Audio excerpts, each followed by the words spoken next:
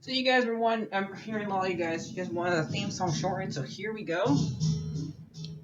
This girl reviews movies, games, and books. Sometimes she plays them. So does that, and when she does it with the cat, does that make her crazy? Does that make her crazy? Probably. So, it's shorter. There you go. Crazycatlady or Martha Butler does not own any trailers or pictures. I use them under fair use, educational, for education and entertainment. Hi everyone, Martha here. So, it's come out tomorrow probably. Come out the day after I watched 2 days after I watched the movie. Because I can't do this reviews at midnight anymore. Just since I always get home late. I'm tired from watching the movie. So yeah. But this one is a good movie. So this is Teenage Mutant Ninja Turtles Mutant Mayhem for this generation. Since we had to have one every single couple of years. For the next generation of kids. And this time around, we have them still doing what they are usually doing. Trying to come out of the sewer. And so spoilers ahead. But if you don't know Ninja Turtles story, what are you doing here?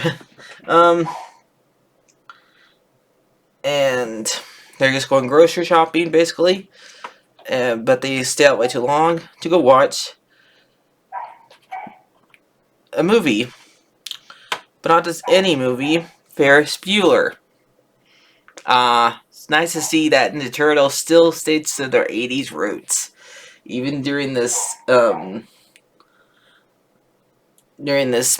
time, when it's 2003. But one thing I didn't like about it, one thing I didn't have to say nitpick about it, they didn't say cowabunga or gnarly enough. I think they only said those two words like once. But since it's not the 80s anymore, I guess it's okay for them not to say as much as they did back when I was a kid. Oh well. Wish they would say it more often. Just because people don't talk like that anymore does not mean you take it away from something that was around that time period and was made famous during that time period. But okay, whatever floats your boat.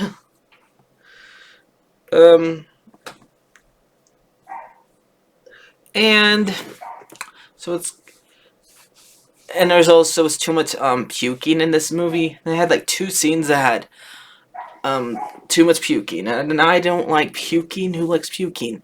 I had to cover my eyes during that scene because I don't want to do it myself. So let me see anything else. That's basically my only 2 really nitpicks. And so yeah, they meet April one time when after they get grounded from watching or sneaking out and watching Ferris Bueller. And then they started doing like a little filming thing where they like film themselves like messing around on top of a roof. And they throw a star, and there's a star, and it hits April, but they didn't know she was down there. So they went down. While that was happening, somebody stole her scooter or bike, whatever. And so they go after, trying to save and get back to her. And this is the first time they actually fight, because in this movie, they learn by watching old martial arts movies, and that's how they learn how to do their martial arts, are watching like basically Bruce Lee movies. And who's a better teacher than Bruce Lee? And even though it's supposed to be Splinter, but Splinter's supposed to win. That's supposed to be because in the '80s version, Splinter is supposed to read a bunch of books, and then he teaches them, but they all of them can like learn together that way. But I don't know. I always prefer when Splinter teaches them, but that's fine. I mean, I kind of think he did teach them since they were learning when they were babies still. So yeah, and I did find that scene where Splinter meets them and takes them out, try to take them outside to meet the human world. A little bit heartwarming, but sad. And I do like the fact that it's Jackie Chan playing him.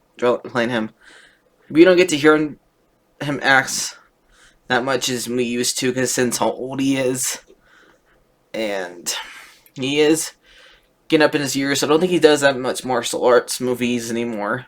That I know of, he does. Go ahead and correct me. But and I like the fact this is actually a movie where he actually has a mainest role where he talks a lot more. Not like where you watch him in Kung Fu Panda and you're lucky if you get 5 lines from him. So yeah. Nothing against Kung Fu Panda, but he needs to talk more. And if you're gonna get somebody like him in a martial arts animated movie, get him to talk more, and I think this one does that enough. Because we get to have like a couple of scenes where he does nothing but talking, because he is their teacher and their dad. So yeah, because he tries to. We have a scene where he is trying to like get them to stay out in the sewer because he knows that his sons are up to something because they want to go and stop the Superfly from destroying the world. He was played by Ice Cube. And with April, like filming it, so they can come high school students and become popular that way. And eventually they learn what they're doing is kind of wrong, getting popular for the wrong reasons. Because they are, so yeah. But instead of them actually getting to know you, this watch you by other way. So yeah. And Splinter's trying, like, shows them like Captain Kurt, Chris Pratt, cardboard boxes with a bunch of stuff like that, and like he pretends to be a waiter and like offers them pizza, and that's the way they would be humans, but they don't want to do it that way. Darn you, Captain Kurt and Chris Pratt. Didn't work. So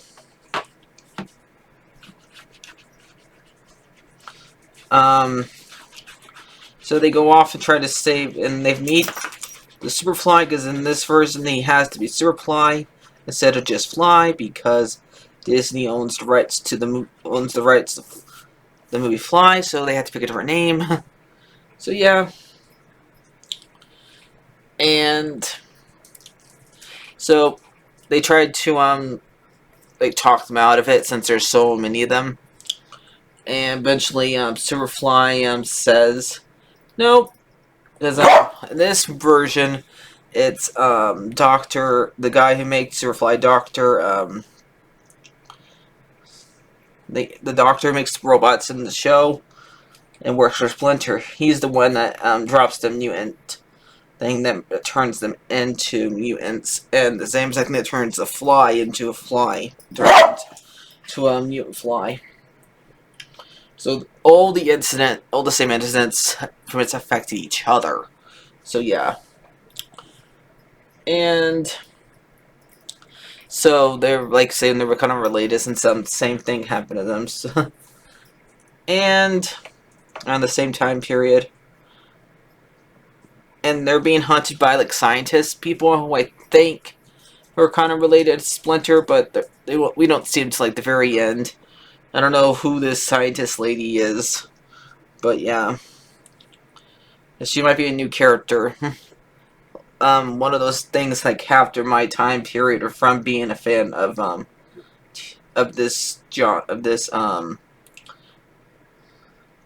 of being a Teenage Mutant Ninja Turtles. Like, when you get older, sometimes you don't know every single villain because you grow up, and so it's sad sometimes. You see a new villain and you don't know, like, who is this? So yeah. I mean, I know Fly, and sometimes I forget some villains' names, so yeah. And Mikey's one I like the most. I mean, sometimes I even forget April's name since how long it's been. So yeah. And no Casey in this movie. I mean, they kind of did reference him, because they went after a guy, and the Fly said that he went after somebody in the alley who had a bat, but we didn't really get to see a hockey max. And they said they killed that person, so I don't know if that was supposed to be Casey. It's kind of hard to know. But, yeah. Let me think. Anything else? So it ends with them having to find a super kaiju version of the Fly, because the Fly falls into water with a bunch of animals in the water, because this is New York, and New York is terrible with trash. And we see like a well and a bunch of other animals there, and he like turns into like Godzilla, but a bunch of animals are mixed together, and so they have to find a way to demutant him by using something that was probably at the scientist's place that captured turtles, and April has to go and get Splinter, and Splinter comes to try to save them. This is when they have the line that's pretty funny, where one of them calls Splinter Ratatouille, and like, oh no, no you don't. No, you don't call my Splinter Ratatouille. Yes, Remy is cute, but he is no Splinter. Splinter, kick your butt. Remy just gives you a nice meal.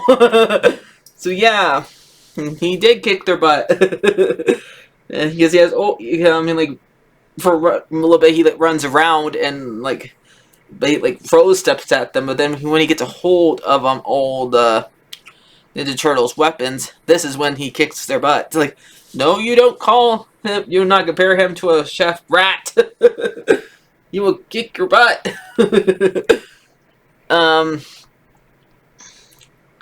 And so they go into and when the Superfly tries to destroy tries to make mutants out of all the animals and enslave the humans, because that's their plan, since they were abused by humans too. And so eventually the Turtles convinces them, all of the rest of the games like Bebop and Rocksteady and some other creatures like a gecko, a bat, to like go against Superfly when he gets turned into a big monster. And eventually April goes up to the news, and because they had a bad reporter who was making the turtles look like monsters, and she ends up saying, like, trying to tell them the truth, so that like cheers them on. But yeah, she's a teenager in this version, and so she's nervous, and both times she pukes, and I had to cover my eyes. Yeah, gross. And so they end up finding the monster, and Splinter and them put them like in a weak spot where it's kind of like if you watched Lord of the Rings and you notice that Smaug has a weak spot, and so it's basically that story where the monster has that weak spot for you to beat him, and that's where they put it, and then it gets depowered, and then they win. Yay! And then we have a credit scene where we see Shredder coming in the future, if this movie does well. And looks like it had a good opening day, or opening weekend, whatever you want to call it. It would have a little better one if they didn't open it on Wednesday. So yeah, but because they made a 25 one, 25 million won opening weekend. So, and I went and saw it Tuesday, so hopefully that they continue doing as good as they did. I know they probably would have done better if Barbie wasn't in theaters, but what are you gonna do? This Barbie still is at number one after 3 weeks. I haven't watched it yet because there's other movies to watch. I don't know if I will see that one in theaters. Might wait until it comes out on streaming. I don't know if if I'm gonna go see Blue Beetle or not. I have to wait next month because I already watched 2 movies this month. So I'm just gonna give Teenage Mutant Ninja Turtles Mutant Mayhem. That's a mouthful. An 8 out of 10. So I'll see you guys later, and Turtles in a half shell. Turtle power. Bye bye. Totally gnarly, dude.